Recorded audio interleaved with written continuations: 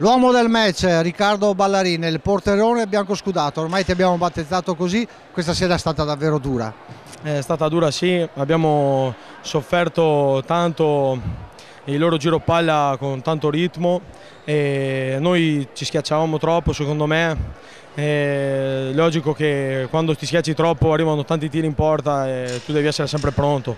Sì, però ce ne stiamo tranquilli perché tra i pali c'è Ballarin. Grazie per i complimenti, però secondo me dobbiamo cercare anche con queste partite qui di essere un po' più solidi in tutta la fase difensiva, a partire da davanti e a finire da dietro tra i pali. Comunque.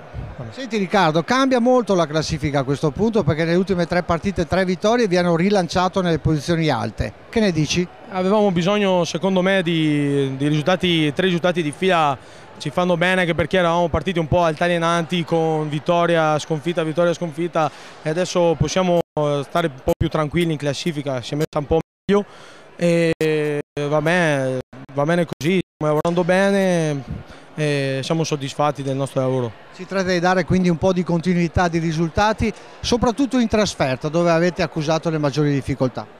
Sì, in trasferta facciamo un po' più fatica, ma io penso che sia una cosa più mentale che non di gioco, perché noi, secondo me, giochiamo, se vogliamo, giochiamo un gran calcio a 5, secondo me.